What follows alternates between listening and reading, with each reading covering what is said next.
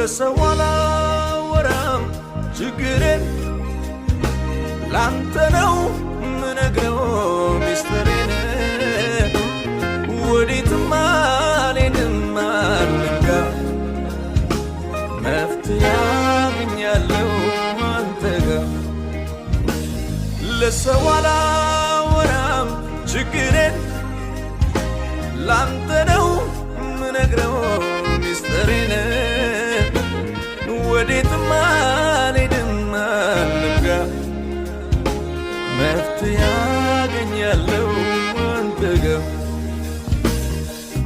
አሁንማ አይኔን አንስቻለሁ ከሰው ላይ አይኔን አንስቻለሁ ከሰው ላይ